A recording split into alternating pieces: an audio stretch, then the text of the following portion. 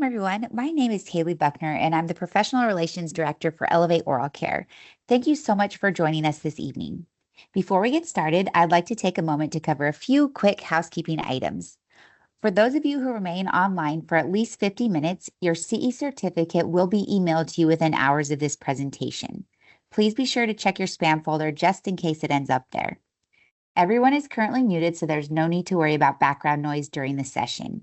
We will have time for Q&A at the end of the presentation, and you can submit your questions through the webinar dashboard. We've hosted an extensive series of free live CE webinars on a variety of prevention topics. These webinars are recorded and available for free self-instruction CE at elevateoralcare.com/elevatingcare. Be sure to bookmark the page and check back often for new CE opportunities. Also, if there's a specific topic you'd like for us to cover in a future webinar, please feel free to send your suggestions to info@elevateoralcare.com or complete the webinar survey that will be sent to you after this evening's session. Tonight, we are thrilled to be joined by Lani McBeth. Lani McBeth is a prevention strategist, clinician, author, and CEO of the Oral Wellness Link. A graduate of Northern Arizona University with advanced licensure in expanded functions dental hygiene, she blends Western and Eastern medicine to elevate oral systemic care. Her continued training spans business development, medical dental coding, holistic and biological dentistry, and integrative nutrition. Lani is the author of Your Tongue is Talking, a pioneering guide on systemic tongue mapping set to empower whole body health conversations in dentistry. She is a former Arizona Hygienist of the Year, a top clinician in her graduating class, and a 2023 SunStar Award of Distinction recipient. Lani has spoken nationally for Young Innovations, Spear Education, and multiple dental associations, sharing her passion for preventive, whole body centered care. Lani, it's a pleasure to have you. Thank you so much for being here this evening. Thank you so much, Haley, for that introduction. I'm really excited to be here. I just got out of the operatory just like you guys did, so we're all in this together tonight. I'm excited to bring something that's really new and out of the box, outside of your comfort zone. But before we get started tonight, I actually want you to take out your phones. Yep, I want you to take out your phone and I want you to open up camera mode. And we are going to put it into reverse mode now. Just like Mick Jagger did many, many years ago, he made sticking out your tongue a very normal thing to do. So we're going to actually join Mick Jagger tonight and we're going to stick out our tongue. So I'm going to have you just, again, open up your camera, put it in reverse mode, and you're going to stick out your tongue and take a picture. Now I'm going to have you set that aside because we're going to use that in a little while. As we go through this course, I'm going to have you actually complete a tongue exam on yourself. So at the end of the class, you will be able to actually go into the operatory. So my first call to action is that really tonight, you're going to learn the very basics of systemic tongue mapping. And it's really in the beginning just about observation and interaction with our patients. We don't diagnose anything when it comes to systemic tongue mapping. We help our patients become better advocates for what they have conversations with their primary care or their cardiologist or their endocrinologist. The tongue tells us a huge story about what's happening for our patients systemically. But before we get started tonight, I want you to think about your comfort zone. In 1908, psychologists Robert Yerkes and John Dodson explained that comfort zone is a state of mental security. It's about steady performance. So when we think about our jobs in dentistry, is it all about steady performance within standard of care? Is standard of care keeping us stable and in our comfort zone? Or are you ready to step outside of your comfort zone? So what is comfort zone in dentistry? So here's a diagram that I have actually put together to share with you what I perceive comfort zone is within our operatories. So we do prophies. We do those day in and day out. We also do periodontal maintenance. We also provide periodontal therapy. And of course, we provide oral hygiene instructions. That's our comfort zone within the operatory. What's the next level right outside of our comfort zone? It's actually called the fear zone. What keeps us in fear zone? It's the lack of knowledge. Excuses, oh, I don't have time. People aren't going to be receptive to this. And then it's really other people's opinions. What are other people going to think about you stepping outside of your comfort zone and having conversations? Well, it's really about what we learn, and the learning zone is the next stage of comfort zone. So in dental hygiene. So I graduated in 1986 from dental hygiene school at Northern Arizona University. Woohoo! But when I graduated, there was no such thing as staging and grading. It was all about mild, moderate, or advanced periodontal disease. Well, that's all changed. And so I had to step outside of my comfort zone. And I'm still really kind of finding my way through staging and grading. There are times that I have to kind of look back and go, is that really a stage 2?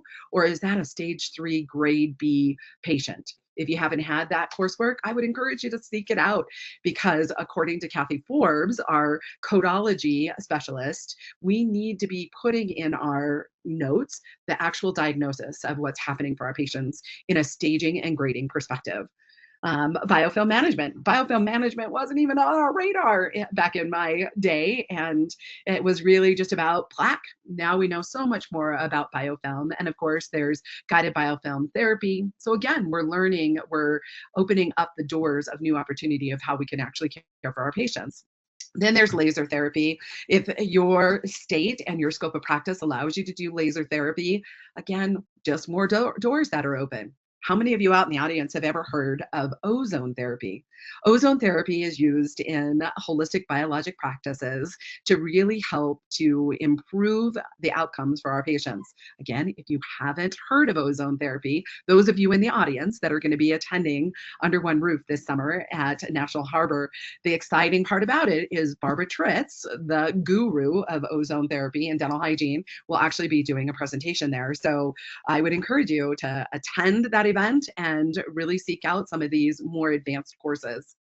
And then there's salivary testing. Here in Colorado, we actually can do chairside salivary testing. And the research that I have been doing recently is showing that salivary testing is finally going to be the thing that is going to move us into really personalized care for our patients. How many of you in the audience have started using salivary testing, even really have explored salivary testing? There's so many different avenues. What's really interesting about salivary testing is that the community that we serve, the patients that we serve, are becoming more and more familiar about what salivary testing is. Certainly, your 23andMe type testing, your lineage, your genealogy, your heritage, really opened the door of conversation for salivary testing. But again, it allows us to be more preventative, personal practitioners. If you don't know much about it, I would certainly encourage you to start seeking more information because that's going to be a game changer in our operatories. Here in Colorado as well, we are going to be able to do chairside testing for diabetes. And diabetes is in epidemic proportions in our country. And the majority of our patients oftentimes don't even know that they have any risk factors. There is places on the tongue that can show whether or not a patient is at great risk or is currently uh, in the form of either prediabetes or even type 2 diabetes. So again, we are not diagnosing anything for our patients. We're helping them to become better advocates for themselves when they go to their primary care doctors to have better conversations so that they can find out what's going on in their bodies. So the last piece of what's learning is really, you're here today, you're here tonight actually learning about systemic tongue mapping. And for some of you, it's a brand new thought or concept. But what these learning zone environments do for us is they take us into growth zone. And as a 40-year clinician, if I hadn't stayed in the learning zone, I don't know that I'd still be in the operatory. But I continue today to go and attend courses and learn on a daily basis. And so what that does is it takes us into becoming an oral systemic clinician. What's really interesting about oral systemics and the conversation surrounding oral systemics is that it's been around for probably about 20 to 25 years where the conversation surrounding oral systemics has gained momentum. But as I did research for the systemic tongue mapping, what was super interesting was I actually came across an excerpt that was done by the original Dr. Charles Mayo. And he was speaking to the Canadian Medical Congress in 1916, where he actually talked about the oral systemic connection. And he said that 90% of all deaths were going to occur because of simple focal infections. And those were all going to be surrounded by 90% of them coming from oral infections. At that time, he called on his dental brothers to walk alongside him to prevent disease. Here we are over 100 years later, and we're really just coming into a new era of oral systemic and the connection between our oral health and our systemic health. Right now, according to the Center of Disease Control, 47.2% of all adults aged 30 or right around that age have some form of periodontal disease, whether that's early onset of gingivitis or whether or not it's full on stage 1 grade A periodontal disease. How many of you in the audience have actually seen even more advanced stages in patients that are just right at that 30 to 35 year mark? According to the CDC, by the age of 65, 70% of our patients will have some form of periodontal disease. So, with that statistic, I want to ask the question, are we staying inside of our comfort zone because it's what's easy? I'm going to challenge you today to actually step outside of your comfort zone and look at things from a different perspective. When we become what I like to call the PPCP providers, so what does that mean? We are the preventative, personal, collaborative care providers for our patients. We're in a really unique position as clinicians, especially hygienists. We have anywhere between 45 minutes and an hour with our patients. The normal practitioner, a medical practitioner, has 7 to 10 minutes with their patients. So if we're able to help our patients go into their primary care with better questions, they're going to walk out with better answers. So as we go on this journey through systemic tongue mapping this evening, we're going to look at things from a different perspective. As we go through this, how many of you have seen geographic tongue in your patients? We see it on a regular basis. What we have known about geographic tongue is that it's a benign migratory glossitis. It's estimated that it really is in 1 to 2.5% of the population. Oftentimes, in the research has been found to be more common in male patients. What we tell our patients about a geographic tongue from a Western medicine perspective is that you may have some sensitivity to spicy foods. You may have sensitivity to citrus foods. Tonight, at the end of this course, you are going to look at geographic tongue from a very different perspective. How many of you actually see fissured tongues? When you look at this tongue, you can see a lot of different things that are actually happening here. But how many of you look at a tongue like this and go, yeah, there's a little bit of fissuring. Oh yeah, there's some coating on the back of the tongue. By the end of tonight, you're going to actually look at this tongue from a very different perspective. So this is what it is all about. Systemic tongue mapping has been around for over 3,000 years. When we think about Eastern practitioners back in the early days, 3,000 years ago, they didn't have all of the technology that we have available to us today to really look at patients' oral health, and so, or even their systemic health. So they actually started looking at patients' tongues, their eyes, and their skin. That was really the only way that they could identify disease process. And as they did that, they were able to identify different signs for different organ systems in the body. So when you look at this, and for some of you, they should have given you a downloadable handout. Actually pull that out. If you haven't printed it out, that's okay. You can print it out later, but you have access to this particular map. The tip of the tongue is related to the heart.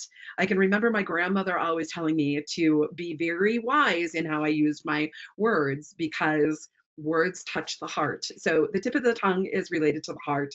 Just behind it is related to the lungs. Down the center is related to the stomach, the spleen, the pancreatic health for our patients. And then the back third is related to the kidney, the bladder, and the intestines.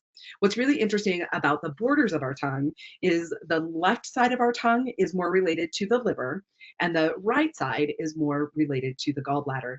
And I'll share some stories about two patients as we go through this course about a patient that had a liver transplant and a patient that was my very first patient that I had the comfort to be able to have a conversation about what I was saying on her tongue. And I will share that as we move forward. So again, what are the components of a quality systemic tongue mapping? It's really about color, shape, coating, moisture, and fissuring. And we're going to actually take a look at your tongues based on your picture that you took tonight as we go through this course.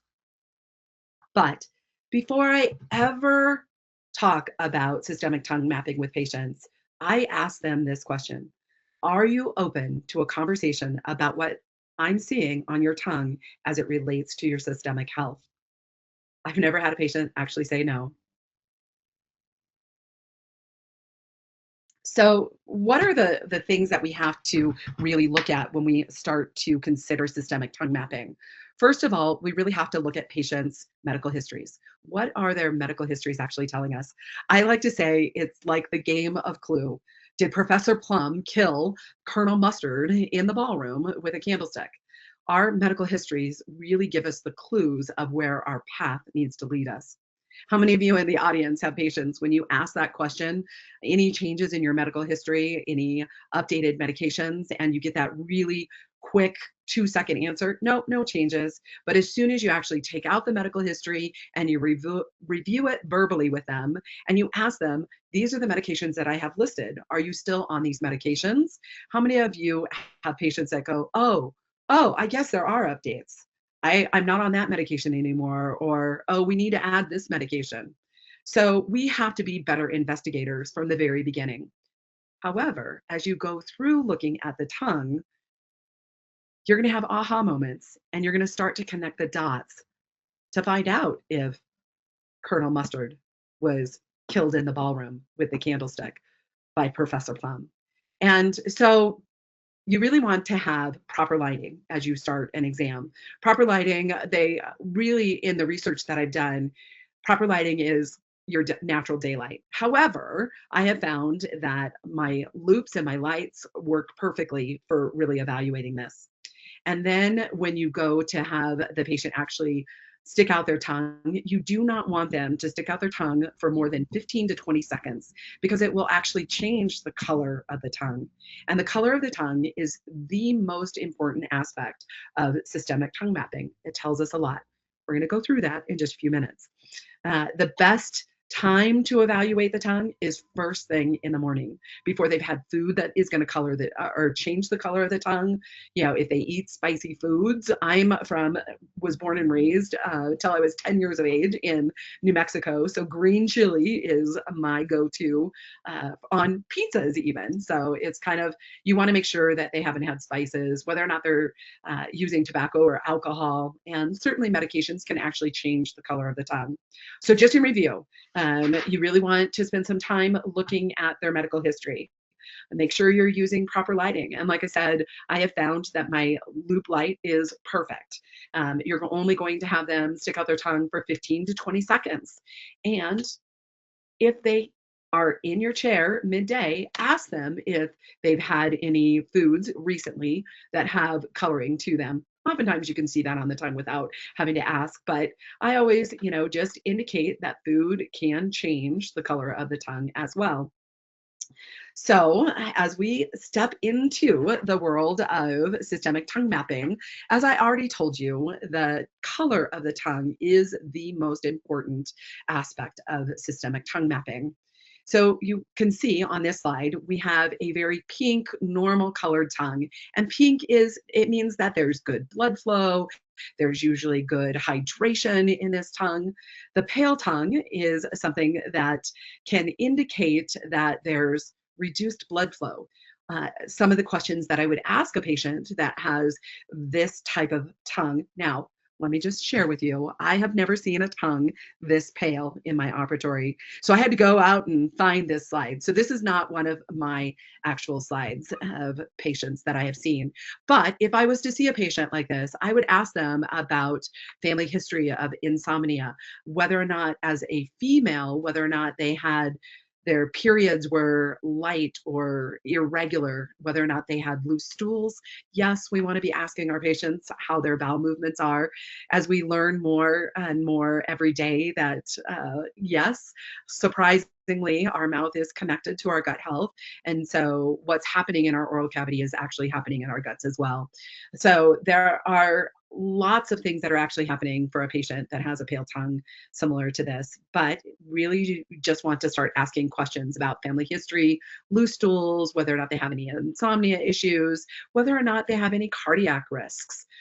A dark, really red tongue or the deep red tongues can indicate that they have digestive imbalances. Now, again, we are not diagnosing anything for our patients.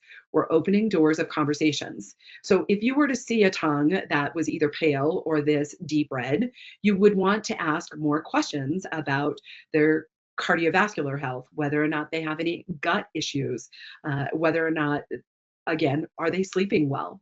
So before we move forward, I want you to take out your picture and I want you to look at your tongue. What does your color of your tongue actually look like? I'm going to give you a couple of seconds to actually do that. And if you have that piece of paper, go ahead and write it down. How would you describe that in your notes? Now, what I have found over time is that I have developed my personal standards, and you're going to develop your own personal standards. Does a pink tongue look 100% pink? Or does it have a slight white coating to it? I would still consider that normal. And as we get to coatings, I will share actual pictures with you about what I look at and how I describe it for patients. All right, we're going to move forward. So the next most critical thing is the shape of the tongue. Is the shape of the tongue thin? Is the shape of the tongue elongated? Is the shape of the tongue swollen? What they know in Eastern medicine is the shape of the tongue tells the story about patients' mental health or their anxiety levels. When a patient has a really elongated, very thin tongue, oftentimes they have a lot of things that are going on from a anxiety perspective. And so go back and think about what is on patients' medical histories. When we see these types of tongues, oftentimes I have found that those patients are on several different types of support medications for their mental health. The SSRIs are becoming almost standard of care for our patients that are struggling every single day. So when you're looking at the tongue, what is the shape of the tongue? What's really interesting about this swollen tongue is in this particular picture, you can see that there's a scalloped edge. That scalloped edge actually tells even more stories about whether or not a patient has greater risk for sleep apnea. When they have a really large swollen tongue, they no longer have that open airway typically. So what conversations would you have with these patients? Would you ask them, are you sleeping well? Absolutely 100%. Those are the conversations that you want to be having with your patients. You want to be asking them, are you sleeping well? And most of the time, patients will say, yeah, maybe, yes, no. And my next question for those patients is, have you had a sleep study done? Oftentimes, scalloped tongue is a sign of a risk factor for sleep apnea. All right. So again, I want everybody to take out their slide or their picture and let's take a look at your tongue. How would you describe the shape of your tongue? Is it thin? Is it elongated? Is it swollen? Or would you say it has a really normal horseshoe shape to it with no swelling at all? Also, a swollen tongue can indicate that the body is holding on to too much fluid. Now, coding. What I find about systemic tongue mapping is this is the area that you're going to spend most of your time talking to your patients about the coding on their tongue. So these are probably the three most common ones that I find, but There are 35 different types of coatings that we could observe on a daily basis. And like I said, these are the most common ones. You're going to see a white coated tongue. What is that telling you? And oftentimes, a white coated tongue is really about imbalances in the candida that's living in a patient's mouth. Do they have a yellow coating? When they have coating that has color to it, in systemic tongue mapping, they have found that the deeper the color, the more rooted the imbalances actually are. And I don't think I have it in the slides tonight, but I had a patient who he had a very deep colored yellow distal portion of his tongue. I asked him when the last time that he had seen his primary care doctor. It had been several years. When he came back after our conversation, he had gone and seen his primary care, and he actually was diagnosed as a type 2 diabetic. What was interesting about his case was he had some really moderate level of stage 1 grade B periodontal disease. So I was connecting the dots for him. We were seeing that there was probably some instability in his diabetic health or insulin resistance, as it were. So I encouraged him, because of what we were seeing on his tongue, as well as what I was seeing in his periodontal health, to go and have a HbA1c test actually done. What we discovered with that particular patient is that his A1C was at an 11.8. He had no idea that he was in full on diabetic disease, basically. And so, again, we're not diagnosing anything, but when you start to see changes in color, you want to think more systemic things are actually going on for our patients. And then, of course, the black hairy tongue. What's actually going on for our patients with black hairy tongue? Certainly, it could be that they had recently had antibiotic therapy. Are they a tobacco alcohol user? How do they swallow? When we don't swallow properly, the epithelial layers of our tongue, just like our skin sheds, so should our tongue. And if we're not swallowing properly, we're not going to actually get that epithelial cell shedding. So when we look at the coating, and like I said, this is going to be the area that you really talk about most with your patients, because it's what we see on a daily basis. So here's some samples of what I would have classified. So this particular tongue is slightly coated. You can see that it has a pink color underneath it.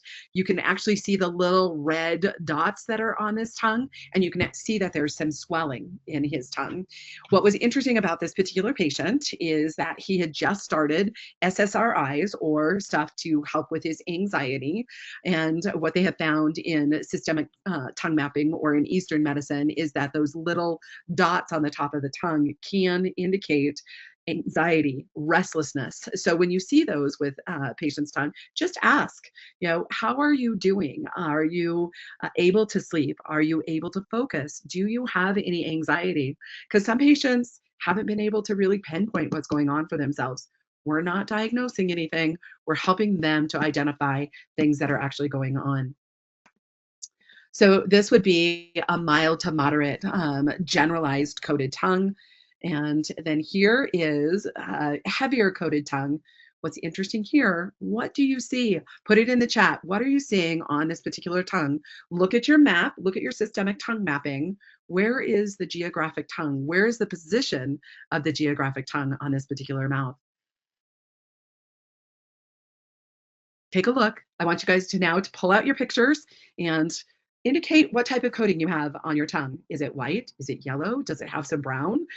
Is it heavy? Is it generalized throughout the mouth? Or is it just in the posterior third? We're at the end of the day, so chances are you're going to have a little bit more coating on your tongue, because that's just how our digestive system actually works. And what's really interesting about coating and moisture is all of it is done in our stomach. So when we have dehydration, we're going to see that more on our tongue with fissured tongues, and we're going to actually talk about that here in just a minute. All right, has everybody actually looked at their tongue now? So let me just give you a clue about the heavier picture of coating there in that third picture. This particular patient had only one kidney. her geographic tongue was showing up in her kidney region. So I was able to share with her that she really wanted to pay attention to that area of her tongue, as it could identify whether or not she was having any issues with her functioning kidney. And I have seen her since, and now that we have gotten her really working on cleaning her tongue and um, really looking at her hydration and stuff, her tongue has really cleared up significantly. She's had really interesting conversations with her nephrologist as well about what they were seeing on her tongue. All right, so moisturing and fissuring go hand in hand with each other. And we really want to look, does a tongue have good, healthy moisture? That first tongue, I would say that yes, it has really good, healthy moisture. That second picture there on the slide, that tongue is very withered, very dry. This particular patient had almost 20 medications that they were taking, a geriatric patient. And the withered tongue, they just don't have as much control of the tongue, and they can't move it as side to side. And there's dryness that's associated with it. So, what I love about looking at the tongue and looking for the coating, the shape, the color, whether or not there's moisture, is it's really giving me clues to what's actually happening for them systemically. When I see a dry or withered tongue, the first thing that comes to mind is xerostomia and dry mouth. And one of my all-time favorite products to recommend is the All Day Spray. It's simple to use. It's something that they can carry in their purse. It's actually something that can change the way that they're able to swallow. And as we think about dry mouth, are we thinking about the aspects of risk factors to aspiration pneumonia?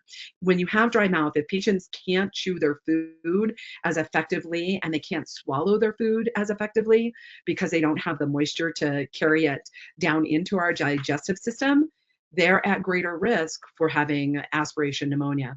And when we when we see that, if we're not having conversations and recommending to our patients that they need to actually really introduce some type of dry mouth care, they're increasing their risk for um, decay, as we know.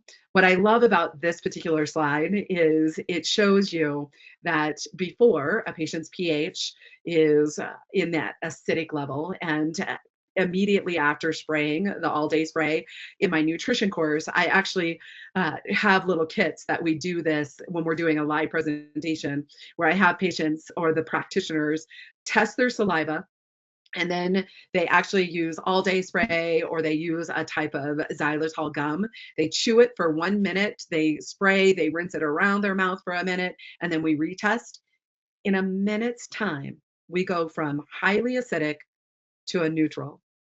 Isn't those the conversations that we should be having with our patients? So I promised you that I would talk about geographic tongue and fissured tongue. And what's really interesting, I think I've already alluded that geographic tongue, you really want to pay attention to where the geographic tongue is based on the systemic map, because it tells the story of where the imbalances are.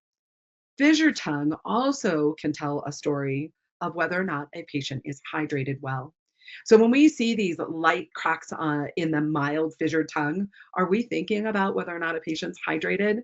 We probably haven't even really paid much attention to it in the past. Hopefully, after tonight's course, you're going to change that thought process, because those mild little cracks in the tongue are an indication that a patient's not getting enough hydration. Also, as you think about coating in the back of the mouth, this patient has a heavier coating. I shared with you just a few minutes ago that our body processes our foods and our water, or our hydration type stuff, in our stomach. And coating actually comes from the leftover food that hasn't been digested down into our gut health. And so the coating is kind of leftover bacteria that's coming up into the back of our throat. So when we see coating and fissured tongue, we want to talk about hydration with our patients. And then there's the moderate fissured tongue. And lastly, this severe tongue, what we're finding in the science is that this is oftentimes related to a genetic or a hereditary involvement here. This was a 74-year-old patient of mine, and what was interesting, as a temporary hygienist, I had walked out to the reception area to grab him, and it was like deer in the headlights. He was like, oh, "You're not Susie. Where's Susie?" And I said, "Oh, I'm going to take great care of you." As I brought him back, I did my head, neck, oral cancer screening, and then I asked him the question, "Are you open to a conversation about what I'm seeing on your tongue as it's related to your systemic health?" He said, "Absolutely." And what we know about these severe fissured tongues is that they are at greater risk for autoimmune diseases. And the other piece about somebody that has these more severe fissure tongues is it's much more difficult for us to identify whether or not they're hydrated well. So just look at fissured tongues from a different perspective. Talk about how water is being uptaken in their bodies. Are they drinking enough? Here in just a second, I'm going to share with you the formula for water. So again, I talked briefly about scalloped tongue earlier in the first slide when we were looking at the shape of the tongue. This is a mild scalloping. This was on a 8-year-old boy, and you can see that he has scalloped tongue, but he also has that really thick, big tongue. So this particular patient actually was going to be put into palatal expansion. They were going to be working with a myofunctional therapist so that this young man would be able to sleep better as he aged and even in his current status. His mom was really trying to avoid putting him on ADHD medication because he wasn't able to focus. And he's now almost all the way through his orthodontic care, and they have been able to stay away from the medications to help his focus. His sleep has improved. So we're looking at patients from the beginning of time to the end of time. Again, you can see here, this is a moderate case of scalloped tongue.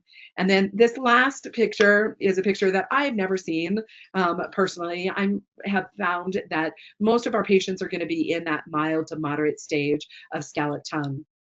Again, when we see scalloped tongue, you want to immediately think, are these patients sleeping well? How are they swallowing?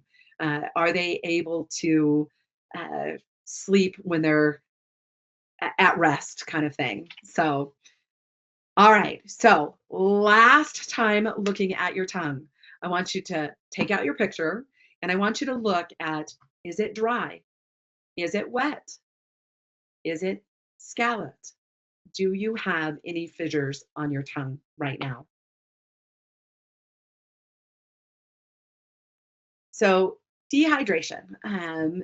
Water is absolutely one of the most important things that we can have to really help keep our body functioning well. And water actually is what carries oxygens to every cell in our body. And so when we look at dehydration, when we think about that fissured tongue, you see how many of you actually have been to the desert floor when there hasn't been rain? You see these crack lines. Isn't that what a fissured tongue actually looks like? So when we see fissured tongue, think hydration. Dehydration is the number one reason why a patient will end up in the hospital. And what's really interesting about talking about hydration with patients, when I ask if they feel like they drink enough water, 9 times out of 10 patients tell me absolutely yes. And I say, well, in observing your tongue, it looks like you may not be absorbing the water as well, or you may not be getting enough water. So the actual formula for water is half your body weight in ounces of water every single day. Because I live here in Colorado Springs, we live in altitude and we live in dryness, we need even more water. Can't tell you how many times patients go, wow, I didn't know I needed that much water. How I share with patients, because a lot of times patients will go, if I drink that much water, I'm going to be in the bathroom all day long. Well, what's really interesting about water is it's about drinking water all day long. And what I share with patients is if you are somebody that is on a computer screen, like we are here tonight, when we change tasks, so like when we went from slide to slide, from color, shape, coating, moisture, taking a sip of water between each of those helps your body actually utilize the water more effectively. When I was growing up, it was all about drinking 8 ounces of water at mealtime. And so, you would gulp it down. Well, what I've learned about drinking that all at once is that it's like a flash flood for our body. And so if we can help our patients understand that water exposure all day long, number one, you're not going to be in that bathroom all day. You're going to be able to actually utilize the water throughout the day. And so um, this is just a review slide. If you email me at the end of this course, I would be happy to forward this information to you so that you can have it in your operatory. So again, it's really about thinking about the organs as it is indicated on your tongue: color, shape, coating, moisture. It's about the observations of what we're looking at with patients. At first, just start looking. Just start thinking about what their medical history is saying. You're going to have that patient that you're going to have that aha, yes, I can have a conversation with. Here is my first patient that I was able to have an aha conversation with. When you look at this picture, you're like, what am I seeing here? Actually, that's not a great picture, but anyway, I have highlighted here. This actually shows you the geographic tongue that was on the left side of his tongue. This happened to be a 39-year-old patient. He was a post liver transplant. He had shared with me that he was just cleared to be able to come in for his hygiene appointment because he had had problems with his anti-rejection medications. We talked about systemic tongue mapping so that he could observe the changes that were occurring in his left border of his tongue. And we reviewed his medical history and the type of medications that he was taking. His anti-rejection drugs, the myoclophenolate, it actually will increase their risk factors to gingival inflammation. And so we actually put him on a 4-month recare. I encouraged him to start using the all-day spray to help keep the moisture present in his mouth. We talked about BioGaia, and we talked about his increased risk to caries because of his dry mouth due to the medications that he was actually taking. So here again, here's that slide. And then here was 6 months later.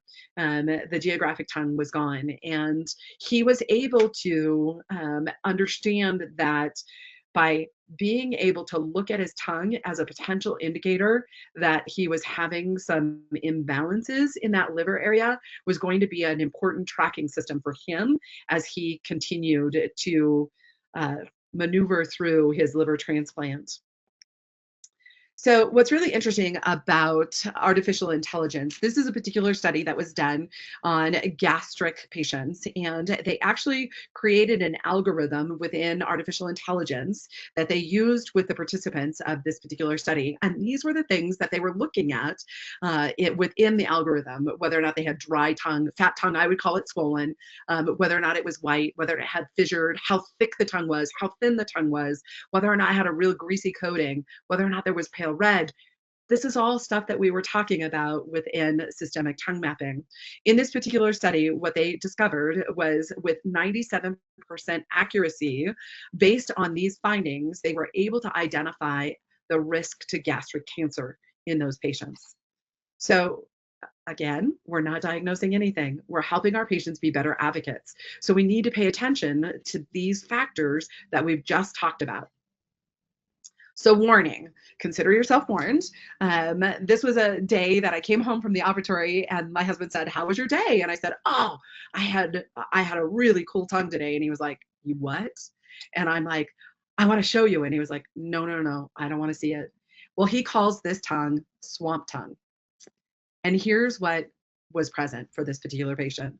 She was a 64-year-old patient that had just come back to our operatory after having periodontal surgery. I was disheartened when I saw her tongue. I asked her if anybody had ever spent time teaching her how to care for her tongue. She was like, no, I know it looks ugly. It's absolutely disgusting. When you look at it, you can see the heavy coating. You can see the deep fissure down the center of her tongue. You can see how the epithelial cells are much longer.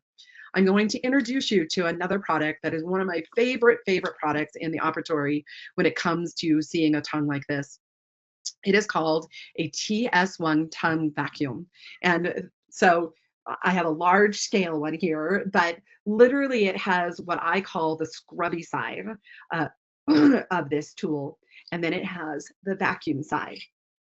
So when you're using it in the operatory, it actually is a saliva ejector for our patients. So I put it in my slow speed saliva ejector. I actually use it to scrub the tongue. Now, when I'm doing this, I'm teaching the patient that they can actually care for their tongue at home without causing the gag reflex. I flip it over and then I actually vacuum it. At the end, I'm going to show you a slide of a patient that we actually use this with. So the scrubby side of the TS1, as you can see in this picture, I was able to remove a large portion of that deep, hairy piece of the tongue. Now, yes, she was going to have homework to do. And so I sent her home with my next favorite product. But I want to show you one more sample of a patient using the TS1. So you can see in that bottom right-hand corner there, when I started with this patient, she had a heavier coated tongue. You can see in that top right corner, excuse me, that I had used the scrubby side of it. So you can see some of the white plaque-like stuff on the top of the tongue. Excuse me. And then as you look in the main slide there, you can see how I was able to remove the majority of that white coating. When we think about how our patients actually finish their prophies, um, what are they doing? Now, this particular product is a product that I recommend for them to use at home. It is called the tongue brush. What I love about this brush is, number one, it's low profiled. It actually, the bristles are stiffer than a regular toothbrush. If you were to look at your tongue underneath the microscope, it has peaks and it has valleys. So a tongue scraper or our soft bristled toothbrush just doesn't get into those nooks and crannies well. And so this particular brush used at home on a daily basis helps patients to actually reduce that. Now, it's counterintuitive, and that's why using the TS1 really leads into having patients learn how to brush their tongue at home successfully. By going slow and methodical when we clean the tongue, we don't stimulate the gag reflex, so you can actually get further back. And what I have found is that patients go, I had no idea I could get back there, it always gags me. And so we want to teach them how to clean their tongue at home so that when they come to us, they don't have swamp tongue. But what do our patients at the end of the prophy do? What if you had a tongue that looked like this? The patient's complaint was he was struggling to swallow. The black hairy tongue and the epithelial cell layer of this tongue had grown so significantly that he had almost like a lump on his tongue. To palpation, it was soft, so I knew that it was really something that he needed to actually care for at home. This was 2 weeks later, after using the TS1, teaching him how to brush his tongue, and then getting him the tongue brush. You can see how significant the change was. Yes, does he still need work? Absolutely. When we think about what our patients do at the end of a prophy, and they say, oh my gosh, my teeth feel so good. They rubbed their tongue across their teeth. If we haven't cleaned their tongue, they have just reinfected all of that bacteria onto their teeth. The tongue will harbor anywhere between 60 and 80% of the bacteria that's living in our mouth. As we come to a close, again, systemic tongue mapping is really about observing and documenting. Start from the beginning. Just start looking at your patients from a different perspective. Geographic tongue, where is it on the tongue? Where on the map is it showing that there's possible imbalances? What questions can you ask patients to identify that there may be imbalances when you see geographic tongue? If it doesn't challenge you, it won't change you. And I hope tonight challenges you to look at things differently for your patients. I appreciate y'all being here and spending the last hour with me. I'm going to put up this slide. That's the end of kind of the course, but I'm going to put up this slide just as a thank you. Please stay in touch with me. If you're interested, more deep dive. My book just launched at the tail end of April, and it actually is a much deeper dive into what you're seeing tonight. Thank you, Elevate Oral Care. It was a pleasure to be here this evening.